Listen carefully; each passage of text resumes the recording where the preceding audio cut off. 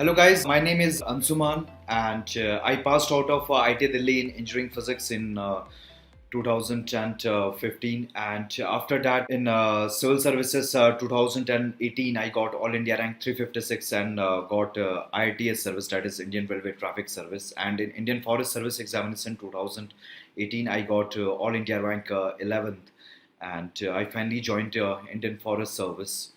And in IFS, my optionals were physics and forestry, and in civil services, my optional was physics.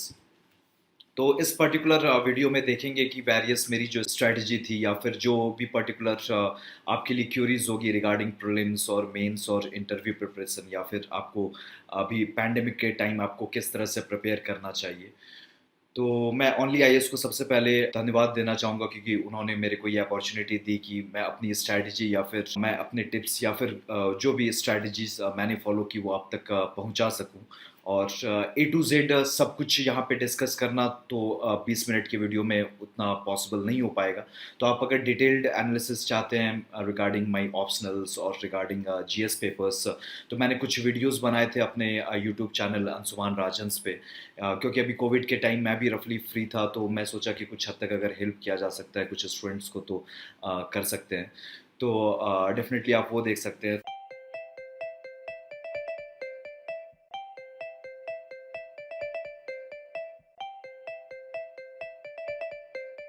जो अभी pandemic का time है, Covid 19 का time है, और यूपीएससी ने ऑलरेडी जो प्रीलिम्स का डेट है उसको एक्सटेंड करके 4 अक्टूबर को प्रीलिम्स कंडक्ट होगा, और उसके बाद जो मेंस होगा वो जनवरी में होगा। आपको 3 मंथ्स मिलेगा आफ्टर प्रीलिम्स आपको मेंस को प्रिपेयर करने के लिए या फिर फाइनली रिवाइज करने के लिए। तो अभी आपके पास लगभग लगभग 3.5 महीने हैं। तो अभी जो आपकी स्ट्रैटेजी होनी चाहिए कि आप केवल प्रीलिम्स पे फोकस नहीं करेंगे, डेफिनेटली आप प्रीलिम्स और मेंस दोनों पे फोकस करेंगे। तो आप मान के चल सकते हैं ये जून का महीना, जुलाई का महीना आप मेंस के लिए फोकस कर सकते हैं, थोड़ा सा आप प्रीलिम्स का देखेंगे, और जो अगस्त और सितंबर का मंथ होगा वहां पे आप प्रीलिम्स पे फोकस करेंगे।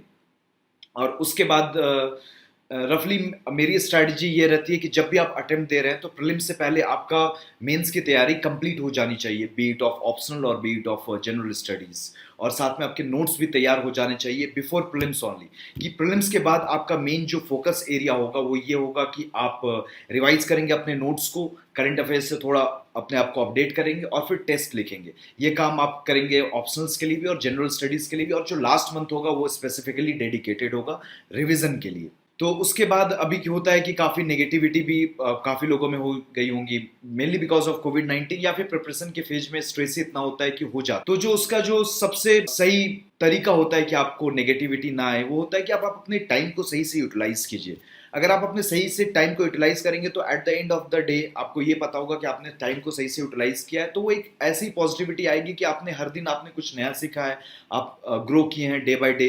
तो वो पॉजिटिविटी रहती ही रहती है चाहे कितनी भी नेगेटिविटी आ जाए। तो बेस्ट तरीका उस नेगेटिविटी को, स्ट्रेस वाली जो नेगेटिविटी होती है उसको हटाने का यही तरीका है कि आप कंसिस्टेंसी मेंटेन करें अपने प्रिपरेशन में।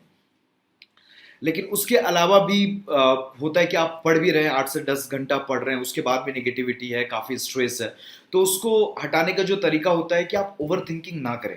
होता क्या है कि आप तैयारी कर रहे हैं, सही से तैयारी कर रहे हैं, आपकी स्ट्रैटेजी भी सही है, हार्डवर्क के साथ आप स्मार्ट वर्क भी कर रहे हैं, लेकिन फिर भी नेगेटिविटी आती है कि अब होगा कि नहीं होगा, कैसा सवाल पूछा जाएगा, इस बार होगा, अगले बार होगा। तो ऐसा होता है कि एक मिनिमम लेवल ऑफ स्ट्रेस होता है, तो उसके चलते वो चीज़ पॉजिटिव होती है कि हल्का स्ट्रेस होता है तो उसके चलते क्या होता है, आप मेहनत करते हो। लेकिन स्ट्रेस हद से ज़्यादा बढ़ने लगता है तो फिर वो खराब चीज़ है। तो एक लेवल तक स्ट्रेस सही है, ऑप्टिमम है, लेकिन उसके बाद वो फिर वो नेगेटिव कंट्रीब्यूशन ही करता है। तो उस केस में आपको वो स्ट्रेस को रिलीज करना होगा, आपको ओवर थिंकिंग करनी छोड़नी पड़ेगी, और उस केस में आप कर सकते हो कि आधा से 1 घंटा आप कोई हॉबी कल्टीवेट कर सकते हो, या एक्सरसाइज कर सकते हो, या मेडिटेशन कर सकते हो, जिसके चलते आप अपनी जो स्ट्रेस है या जो एक्स्ट्रा एनर्जी है उसको रिलीज सही से कर पाओ। मैं on A daily basis gymming करता था। इवन मेंस के प्रिपरेशन के दौरान भी मैं 1 घंटा जिमिंग सुबह के टाइम करता था, जिसके चलते ये होता था कि मेरा पूरा दिन प्रोडक्टिव होता था। और इनफैक्ट वो मेरी हॉबी भी थी तो इसलिए भी करता था। और इंटरव्यू के लिए भी मैंने जो हॉबी लिखी थी वो undergoing fat loss and muscle gain using gymming and dieting ही लिखा था। और जिसपे रफली इस बार जो मैंने 20 फरवरी को इंटरव्यू दिया था, तो 20 मिनट का रफली इंटरव्यू हुआ था, 5 मिनट का इंटरव्यू जिमिंग और डाइटिंग पे ही चला था। और तो आप ये काम कर सकते हैं नेगेटिविटी को अवॉइड करने के लिए।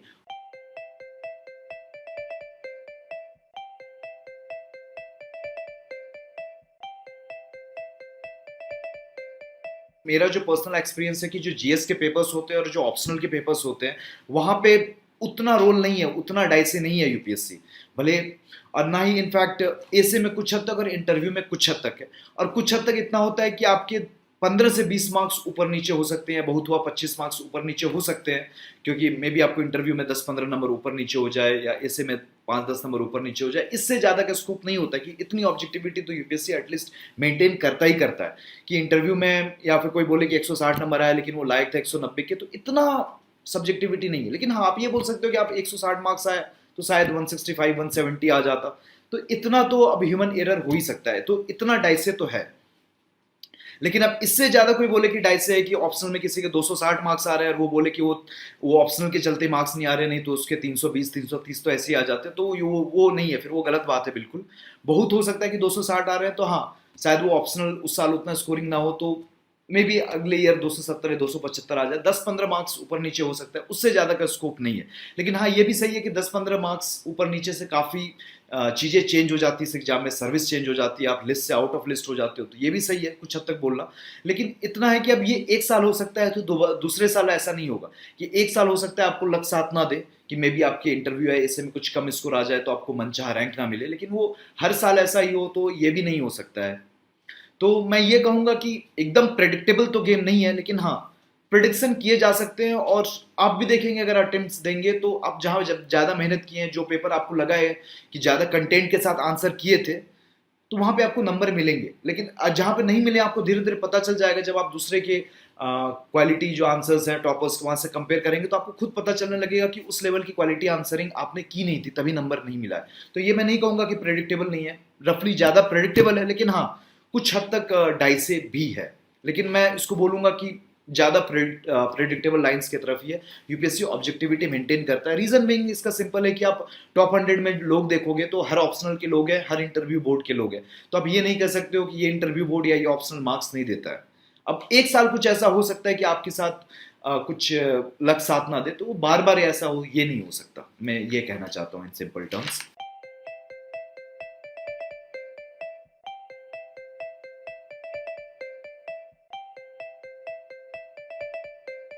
जब आप प्रिपरेशन स्टार्ट कर रहे हैं तो आप 4 से 5 टॉपर्स, इवन 10 टॉपर्स की स्ट्रेटजी वीडियो को देखें। होता ऐसा है कि ये भी मार्केट में कहा जाता है कि सबकी रफली एक ही स्ट्रेटजी होती है, सब यही एक ही काम करते हैं। और कुछ लोग ये भी कहते हैं कि हाँ, सबकी स्ट्रेटजी अलग अलग होती है। अब दोनों एस्पेक्ट सही है, क्योंकि होता क्या है कि आप वेरियस टॉपर्स को सुनेंगे तो कुछ कोर एस्पेक्ट्स होगा जो हर टॉपर करता है। हर टॉपर ने सेल्फ नोट्स बनाने हैं, हर टॉपर ने आंसर राइटिंग करनी है, हर टॉपर ने प्रीलिम्स के लिए मॉक टेस्ट देना है, हर टॉपर ने अपने बायोडेटा और फिर करंट अफेयर्स पे वर्क करना है, मॉक टेस्ट मॉक इंटरव्यूज देना है इंटरव्यू के लिए। तो ये सब कॉमन से एस्पेक्ट है। प्रेजेंटेशन इंप्रूव करना है, आंसर राइटिंग स्किल्स डेवलप करनी है, कंटेंट इनरिच करना है, करंट अफेयर्स से अपने आप को अपडेट रखना है। तो ये सारी कॉमन सी चीजें हैं जो हर टॉपर करता है, और ये कोर एस्पेक्ट है जो आपको करना ही करना पड़ेगा। ये ऐसी चीजें हैं जो ऐसा हो ही नहीं सकता कि किसी टॉपर ने नहीं किया हो और उनकी रैंक आ गई। तो कुछ एस्पेक्ट्स होते हैं जो कोर एस्पेक्ट्स होते हैं, वो सारे टॉपर्स के आपको जर्नी में देखने को मिलेगा। और कुछ एस्पेक्ट्स ऐसे होते हैं जो टॉपर टू टॉपर डिपेंड करते हैं। तो जब आप 5 से 10 टॉपर्स की स्ट्रेटजी को आप सुन रहे हैं तो आपको पता चल जाएगा कि ये चीजें काफी इंपॉर्टेंट है, ये कोर एस्पेक्ट है। ये नहीं है कि ये टॉपर फॉलो कर रहा है इसलिए मेरे को करना है, ये सारे टॉपर फॉलो करते हैं, तो वो तो कम से कम आपको करना ही करना है। उसके अलावा कुछ ऐसी चीजें होंगी जो शायद किसी टॉपर ने की होंगी, किसी ने नहीं की होंगी, तो उसमें जो आपको अच्छा लगता है, आप जिससे प्रेरित होते हैं, या फिर जो आपके लिए वर्क करे, क्योंकि सबका बैकग्राउंड अलग होता है, सबकी स्ट्रेंथ्स अलग होती है, वीकनेस अलग होती है। तो हो सकता है कि आपकी हैंडराइटिंग काफी अच्छी होगी, या हो सकता है आपकी हैंडराइटिंग उतनी अच्छी नहीं हो। तो आपको हैंडराइटिंग या प्रेजेंटेशन अच्छा करना है, तो आपको किसी टॉपर की स्ट्रैटेजी अच्छी लगी तो आप उनको फॉलो कर सकते हैं। तो डेफिनेटली जो कोर एस्पेक्ट है सारे टॉपर्स का, तो वो तो आपको फॉलो करना ही करना है। और साथ में अगर आपको कुछ सब्सिडरी एस्पेक्ट मिल रहा है किसी टॉपर से जो आपको अच्छा लगा, किसी टॉपर का आंसर राइटिंग का टेक्निक अच्छा लगा, किसी टॉपर का स्ट्रेटजी की प्रेजेंटेशन कैसे इंप्रूव करे वो अच्छा लगा, तो आप उसको भी इम्बाइब कर सकते हैं अपने प्रिपरेशन में। तो लेकिन मैंने किसकी फॉलो की थी, तो मैंने वेरियस टॉपर्स को सुना था, तो जो कोर एस्पेक्ट था वो मेरे को समझ में आ गया था कि प्रीलिम्स में नॉलेज है, रिवीजन इंपॉर्टेंट है, लेकिन स्मार्ट गेस वर्क भी करना पड़ता है, क्योंकि कॉन्फिडेंस का काफी रोल है प्रीलिम्स में, to be very much precise. और उसी के साथ साथ अगर मेंस की बात करूं तो मेंस में करंट अफेयर से ज्यादा रोल है कि आपने अपने खुद का नोट्स बनाया है कि नहीं, और आंसर राइटिंग आपने कितनी की है। उसके बाद फिर सेकेंडरी होता है करंट अफेयर्स। और उसके बाद इंटरव्यू में आपके डैफ का और करंट अफेयर्स का रोल होता है। कुछ इंपॉर्टेंट जीएस के टॉपिक्स जैसे आईआर इकोनॉमिक्स पूछे जाते हैं और साथ में आपको मॉक इंटरव्यूज देने हैं। तो ये कोर एस्पेक्ट है जो आपको फॉलो करना ही करना है, और जो मैंने भी फॉलो किया था। उसके अलावा जो जैसे मेरे को टाइम टू टाइम धीरे धीरे पता चलते गया, तो धीरे धीरे वो इवॉल्व होते गया। तो एक टॉपर की स्ट्रैटेजी मैंने फॉलो नहीं की थी, धीरे धीरे over the period of time various toppers की जो कोर एस्पेक्ट था, तो वो मेरे थ्रू आउट द प्रिपरेशन वो रहा ही रहा जो मैंने आपको बताया। लेकिन जो कुछ चीजें जो धीरे धीरे अच्छी लगी, किसी की आंसर स्टाइल अच्छी लगी, या किसी की लेट से प्रेजेंटेशन की स्किल्स अच्छी लगी, कोई आंसर जो टॉपर्स है उनकी जो मॉडल आंसर बुकलेट है, तो उनको देखा, उससे अपने आंसर्स को कंपेयर किया, तो वहां से भी काफी कुछ सीखने को मिला। तो ये रफली मेरी स्ट्रैटेजी थी। और आपको किसकी फॉलो करनी चाहिए, तो आप 5 से 10 टॉपर्स की देखिए, कोर जो एस्पेक्ट है जो कॉमन है सब में वो फॉलो करें, बाद बाकी जो आपको अच्छी लगती है या आप जिसमें कंफर्टेबल है या फिर आपका जो स्ट्रेंथ और वीकनेस है उसके अकॉर्डिंग आप फॉलो करें। आप साइंस बैकग्राउंड के हैं तो आपके लिए डिफरेंट टॉपर्स जो साइंस बैकग्राउंड के वो ज़्यादा आपके लिए वर्केबल होंगे। आप आर्ट्स बैकग्राउंड के लिए है तो सिमिलरली वैसा ही होगा।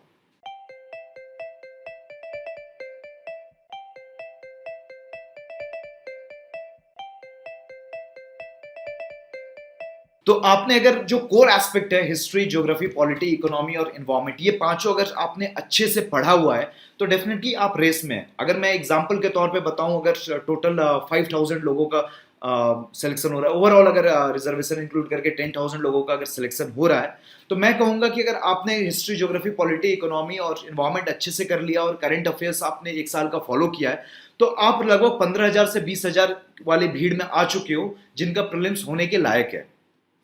अब आप फाइनली उस 10,000 पे आ सकते हो कि नहीं आ सकते हो, वो कुछ एस्पेक्ट्स पे डिपेंड करता है। तो उसमें 2 इंपॉर्टेंट पिलर होता है। एक पिलर होता है कि आप रिवीजन कितने अच्छे से करते हो, क्योंकि रिवीजन काफी इंपॉर्टेंट हो जाता है, स्पेशली कुछ चैप्टर्स जैसे मॉडर्न इंडिया में या फिर लक्ष्मीकांत जो आपका पॉलिटी सेक्शन है वहां पे काफी इंपॉर्टेंट हो जाता है रिवीजन। और भी डिफरेंट एरियाज में इंपॉर्टेंट है, लेकिन इन 2 एरियाज में काफी ज्यादा इंपॉर्टेंट होता है।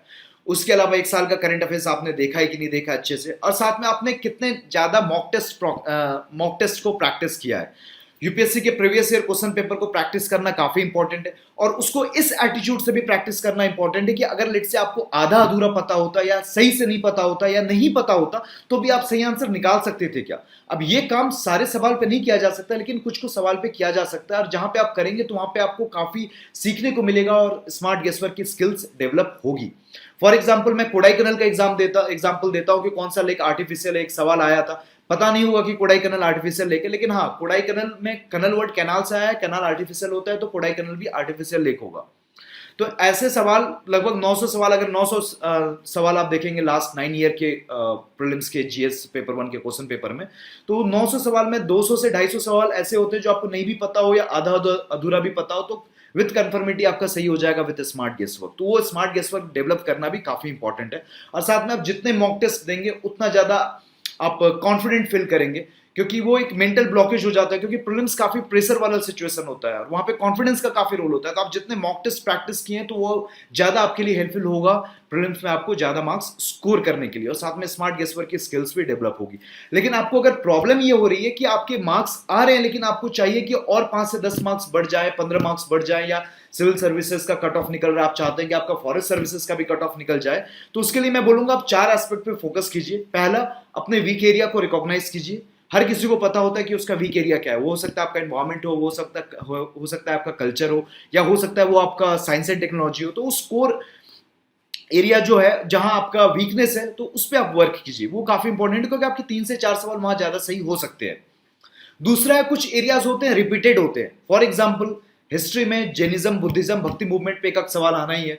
ज्योग्राफी में इंडिया के रिवर सिस्टम और इंडिया के माउंटेन सिस्टम पे एक सवाल आना है। मिडिल ईस्ट के मैप वर्क से रिलेटेड एक सवाल यूपीएससी हर साल देती है। पॉलिटी से तो 15-16 सवाल हर साल होंगे, और आपने लक्ष्मीकांत कर ली तो आपके 16 के 16 सवाल सही होंगे। इकोनॉमिक्स में एक सवाल आना ही आना है कि गवर्नमेंट इनमें से कौन सा स्टेप ले सकती है फिस्कल डेफिसिट को कम या बढ़ाने के लिए, या फिर करेंसी की सिचुएशन में वीक होती है, एक सवाल हर साल होता ही है।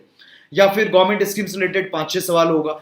इंटरनेशनल रिपोर्ट्स रिलेटेड एक या 2 सवाल होता है कि कौन पब्लिश करता है, या फिर इनमें किस किस इंडिकेटर्स का यूज किया जाता है। इन्वायरमेंट में देखेंगे टाइगर रिजर्व्स, बायोस्फीयर रिजर्व्स, या फिर नेशनल पार्क्स, इनसे या फिर इंपॉर्टेंट स्पीसीज या क्रिटिकल इंडेंजर्ड स्पीसीज, इनसे 2-3 या 4 सवाल होता ही है हर साल।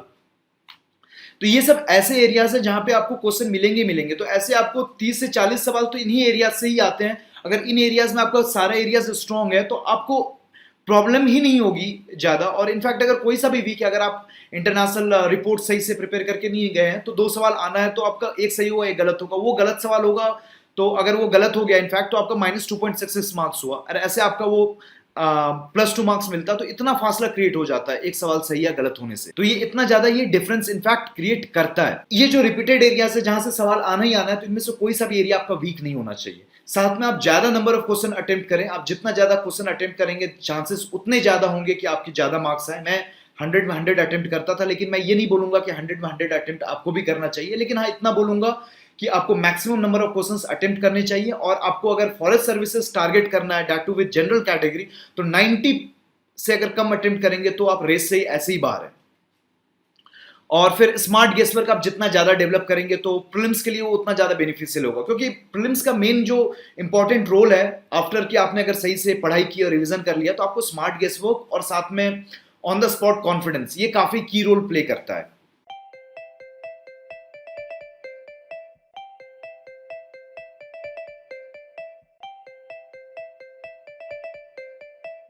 अगर आप इंग्लिश में भी मैथ्स में भी दोनों में स्ट्रांग हो तो आपको ऐसे सीसैट से डरने की तो कोई जरूरत नहीं है, क्योंकि वो क्वालिफाइंग होता है। 67 मार्क्स आपको आउट ऑफ 200 लाने हैं। लेकिन इन केस आपका कोई एरिया वीक है, आपका या इंग्लिश वीक है या मैथ्स वीक है, तो उस केस में आपका जो एरिया स्ट्रांग है आप उस पर फोकस करें। आपका इंग्लिश स्ट्रांग है तो गो फॉर कॉम्प्रिहेंशन, आप मैथ्स और रीजनिंग के कम सवाल अटेम्प्ट कर सकते हैं। लेकिन आपका मैथ्स या रीजनिंग स्ट्रांग है तो attempt more questions of maths and reasoning, और आप इंग्लिश कॉम्प्रिहेंशन के कम सवाल अटेम्प्ट कर सकते हैं। लेकिन आपको लग रहा है कि आपको दोनों में उतना कॉन्फिडेंस नहीं है, तो उस केस में क्या कर सकते हैं कि आप प्रीवियस ईयर क्वेश्चन को प्रैक्टिस कीजिए। आपको आइडिया लग जाएगा कि किस एरियाज में सवाल आ रहे हैं। तो आप कुछ कॉम्प्रिहेंशन प्रैक्टिस कर सकते हैं, मैथ्स के जो इजी इजी टॉपिक्स आप उनको प्रैक्टिस कर सकते हैं। साथ में जो रीजनिंग के कुछ ऐसे सवाल आते हैं कि एक ही सवाल में 5-6 सवाल होता है, जैसे सीटिंग अरेंजमेंट, तो आप वो सब क्वेश्चंस को अटेम्प्ट कर सकते हैं, जहां पे आपको इजिली आपके सवाल भी सही हो जाएंगे और कम टाइम में आप ज्यादा मार्क्स भी स्कोर कर पाएंगे। तो आपको थोड़ा सा ही कॉन्फिडेंस की अगर कमी है तो आप प्रीवियस ईयर क्वेश्चन पेपर को अटेम्प्ट कर सकते हैं। और साथ में अगर आपको लग रहा है कि आपको फर्दर वर्क करना है तो आप किसी एक बुक को आर.एस. अग्रवाल या अरिहंत की बुक खरीद सकते हैं, इंग्लिश कॉम्प्रिहेंशन प्रैक्टिस कर सकते हैं, और मैथ्स के जो बेसिक बेसिक चैप्टर्स आप उनको प्रैक्टिस कर सकते हैं।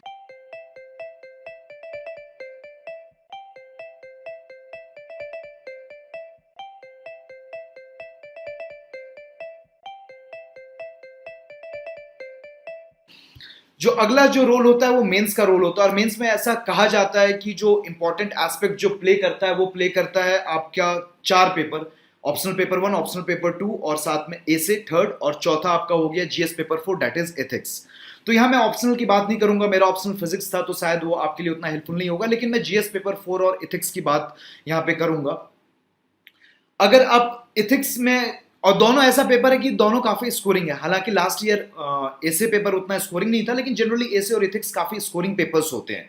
तो इथिक्स में अब 2 सेक्शन है, सेक्शन 1 जो स्टैटिक सेक्शन है, और section 2 that is of case studies. तो सेक्शन 1 में आपका जो सिलेबस में जितने भी पॉइंटर्स लिखे हुए हैं, जितने भी टॉपिक्स लिखे हुए हैं, उसका 2 से 3 पन्ने का आपको नोट्स बना लेना है। और उस नोट्स में इंपॉर्टेंट कंसेप्ट्स होने चाहिए, डेफिनेशन होने चाहिए, फिलॉसफीज होनी चाहिए, जैसे फॉर एग्जांपल इमोशनल इंटेलिजेंस में डेनियल गोलमैन ने क्या कहा है, एग्जाम्पल्स होने चाहिए, केस स्टडीज होने चाहिए, कुछ कोटेशन जहां पे आप वैल्यू से रिलेटेड डाल सकते हैं वो आप डाल सकते हैं। प्रीवियस ईयर क्वेश्चन पेपर जो हर पर्टिकुलर सेक्शन से आया तो उससे कुछ कंटेंट है वो भी अपने नोट्स में डाल लीजिए, कुछ डायग्राम्स डाल लीजिए। तो आप एक कंसोलिडेटेड नोट्स आप सेक्शन ए का प्रिपेयर कर लीजिए। और मान के चलिए कि सेक्शन ए में अगर जो 13 सवाल आता है तो 7 से 8 सवाल डायरेक्टली सिलेबस से उठ के आता है, जो आप नोट्स अगर अच्छे से बना लेंगे तो उसी से आप काफी अच्छे से आंसर कर लेंगे। और 5-6 सवाल होता है जो आपको समझ में आएगा, लेकिन ऑन द स्पॉट टैकल करना होगा, जिसके लिए आप अगर आंसर राइटिंग प्रैक्टिस करेंगे तो काफी इफेक्टिव होगा। और इथिक्स का पूरा सिलेबस आपके फिंगर टिप्स पे याद होना चाहिए, from ethics and human interface से लेके एटीट्यूड से इमोशनल इंटेलिजेंस से लेके ethics in public administration to foundational values of civil services. ये सारे आपके जितने भी सिलेबस हैं आपके फिंगर टिप्स में होने चाहिए, ए टू जेड जितना भी वर्ड लिखा हुआ है आपके इथिक्स के जीएस4 सिलेबस में। क्योंकि होता है कि कुछ सवाल ऐसा आ जाएगा जिसमें आप सिलेबस में जो जो टर्म्स है वही आप डालते जाएंगे आंसर में, तो आपका आंसर भी बनता जाएगा। कुछ कुछ सवाल में ऐसा भी होता है 2 से 3 सवाल में, तो उस केस में ये काफी इफेक्टिव हो जाता है। तो सेक्शन ए में ज्यादा रोल है आपके कितने अच्छा आपने अगर नोट्स बनाए और साथ में थोड़ी आंसर राइटिंग प्रैक्टिस करेंगे तो आपका सेक्शन ए वहां से अच्छे से कवर हो जाएगा। सेक्शन बी जो केस स्टडी है, वहां पे जो मोस्ट इंपॉर्टेंट रोल है वो है कि आप कितनी ज्यादा प्रैक्टिस करते हैं। कम से कम आपको 100 केस स्टडीज प्रैक्टिस करना है। 40 से 50 case study previous year question paper से आपको मिल जाएगी। कुछ टेस्ट सीरीज ज्वाइन करेंगे तो वहां भी आप प्रैक्टिस करेंगे, और कुछ बुक्स आप फॉलो करेंगे तो वहां से भी करेंगे। मैंने जी सुब्बा राव फॉलो की थी, तो वहां से लगभग 30-40 केस स्टडी को प्रैक्टिस किया था। तो इसमें केस स्टडी में स्ट्रक्चर काफी इंपॉर्टेंट होता है। स्टार्टिंग में आप वैल्यूज लिखिए, एथिकल डिलेमा है तो वो लिखिए, स्टेक होल्डर्स लिखिए, उसके बाद जो फर्स्ट पार्ट को आंसर कीजिए, सेकंड पार्ट को आंसर कीजिए, और एंड में कंक्लूजन लिखिए। ये स्ट्रक्चर होना चाहिए।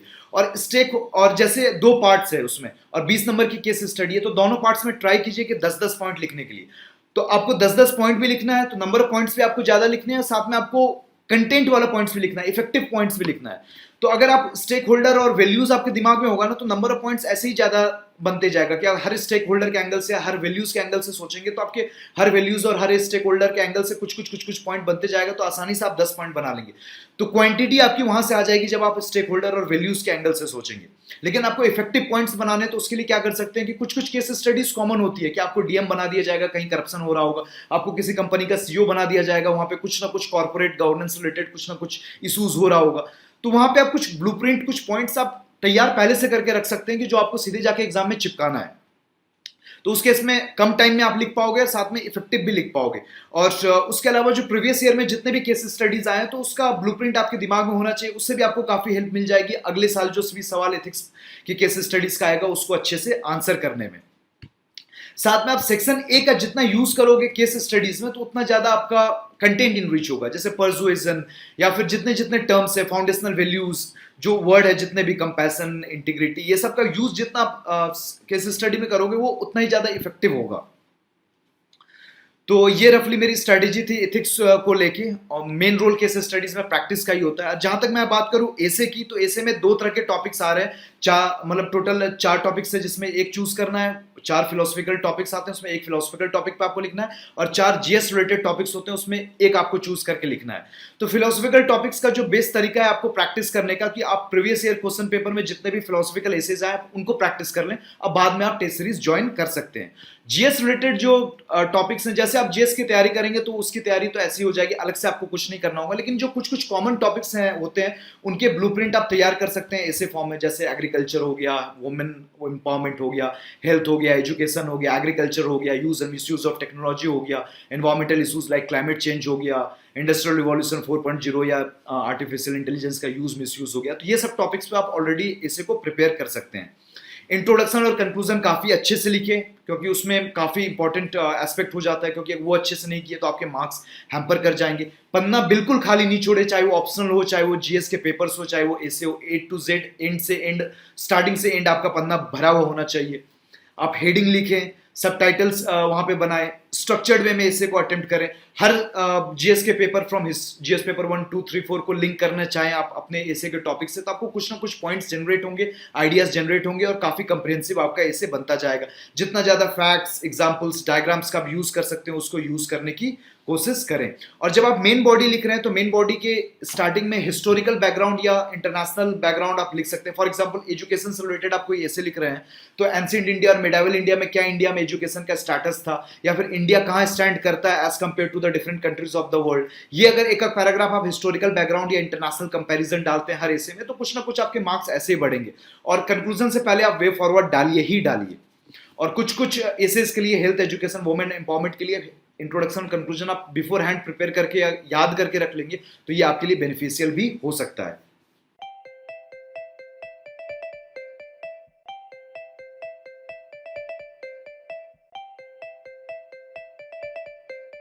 तो ये सब बिल्कुल गलत बात है, क्योंकि आपको हर तरह के लोग मिलेंगे जो हर डिफरेंट बैकग्राउंड से थे। उनके कम मार्क्स भी आए, ज्यादा मार्क्स भी आए इंटरव्यू में। इंटरव्यू में मेरे मुताबिक 3 इंपॉर्टेंट रोल होता है जहां पे आपको मार्क्स मिलते हैं। एक, कंटेंट, कि आप कितने अच्छे क्वालिटी का आंसर देते हैं, कि ऑन द स्पॉट आपकी क्रिएटिविटी कितनी अच्छी है, कितना ज्यादा आप फास्ट थिंकिंग कर सकते हो, या फिर आप कितने अच्छे से एक्सप्रेस कर पा रहे हो जो भी आप बोलना चाहते हो। तो ये कंटेंट का एस्पेक्ट हो गया। दूसरा है कॉन्फिडेंस का एस्पेक्ट, जो आपके बॉडी लैंग्वेज या बोलने के तरीके से दिखता है, और वो काफी इंपॉर्टेंट रोल प्ले करता है, कॉन्फिडेंस। और तीसरा आपका बैकग्राउंड, कि आपने हॉबी कितने अच्छे से परस्यू किया है, या फिर आपका एकेडमिक परफॉर्मेंस कैसा है, या पास्ट में अगर कोई प्राइवेट सेक्टर में जॉब किए तो वहां से आपने क्या सीखा है, या ऑलरेडी आप सर्विस में है, तो इसका भी थोड़ा सा इंपॉर्टेंट एस्पेक्ट हो जाता है। लेकिन कंटेंट और कॉन्फिडेंस काफी इंपॉर्टेंट है। सबसे ज्यादा रोल मेरे ख्याल से अगर जो इंटरव्यू बहुत लोगों का खराब जाता है, वो होता है कॉन्फिडेंस लैक करने की वजह से।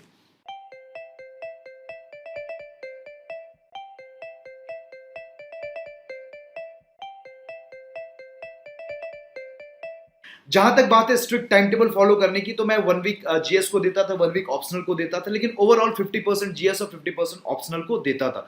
मेन एम है कंसिस्टेंसी मेंटेन करना, और उसके अलावा आप डेली 50-50% टाइम जीएस और ऑप्शनल पर डिवाइड कर सकते हैं, या फिर आप वीकली वीकली भी काम कर सकते हैं। बस आपको 50-50% टाइम देना और कंसिस्टेंसी मेंटेन करनी है। जहां तक बात है आंसर राइटिंग की, तो आंसर राइटिंग में मेरा मानना है कि जीएस में लगभग 25 टेस्ट, ऑप्शनल्स में 10 टेस्ट और एसे में 5 टेस्ट, कुल मिला के लगभग 40 टेस्ट आपको मेंस के लिए देना ही चाहिए। इतना आप दे लेंगे और सही से एनालिसिस कर लेंगे तो आंसर राइटिंग स्किल्स आपकी काफी एडवांस हो चुकी होगी। साथ में आपको सेल्फ मेड नोट्स बनाने हैं। जीएस पेपर 1, 2, 3, 4, ऑप्शनल पेपर 1, 2 और एसे, ये सातों पेपर के आपके सेल्फ मेड नोट्स मेंस के लिए तैयार होने चाहिए। उसको फिर एक बार आप बना लोगे तो फिर फर्दर उसका रिवीजन ही करना, और साथ में आप कुछ नया पढ़ोगे, नया सीखोगे तो अपडेट करना है। एक बार नोट्स बन गया तो आपका केवल रिवीजन और अपडेशन ही चलते रहेगा नोट्स का। बस आपकी तैयारी बस इतनी होगी, उसको रिवाइज करना है, अपडेट करना है, रिवाइज करना है, अपडेट करना, और आंसर राइटिंग प्रैक्टिस करनी है। फिर आपको बुक रेफर करने की जरूरत ही नहीं पड़ेगी। और हाँ, साथ में करंट अफेयर्स पढ़ना होगा।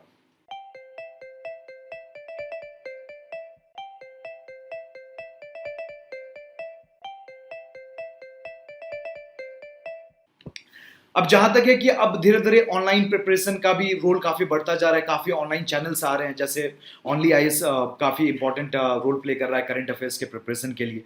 तो मैंने फॉलो किया था कि मेरे साथ प्रॉब्लम ये हो रही थी कि आधे घंटे से ज्यादा न्यूज़पेपर पे लग रहा था, तो मैं इस पर्पज से स्टार्ट किया था ओनली आईएएस चैनल को परस्यू करना। और उसके बाद धीरे धीरे देखा तो उसके चलते मेरे को फायदा ये हुआ कि आधे घंटे में डेली का करंट अफेयर्स कंप्लीट हो जाता था। क्वालिटेटिव डिस्कशन होता था तो क्वालिटी एस्पेक्ट रहती थी, और साथ में कम टाइम में भी हो जाता था कि आधे घंटे से 40 मिनट में मेरा न्यूज़पेपर कंप्लीट हो जाता था। तो डेफिनेटली इसलिए मैं फॉलो करता था। और साथ में ये भी फायदा होता है कि जब आप सुनते हैं तो डेफिनेटली वो आपकी मेमोरी में ज़्यादा टाइम तक रहता है। कि आप पढ़ेंगे तो भले कम टाइम तक रहे, लेकिन आप सुनेंगे तो ज़्यादा टाइम तक रहता है। और ऐसे भी अगर कोचिंग नहीं ले रहे हैं तो डेफिनेटली ये सब ऑनलाइन चैनल्स जो हैं डेफिनेटली काफ़ी हेल्प कर सकते हैं। तो ये डेफिनेटली मेरी स्ट्रैटेजी थी, और मैं ओनली आईएएस को एक बार फिर से धन्यवाद बोलना चाहूँगा कि उन्होंने मेरे को ये अपॉर्चुनिटी दी कि मैं अपनी स्ट्रैटेजी आप तक पहुँचा सकूँ। So thank you.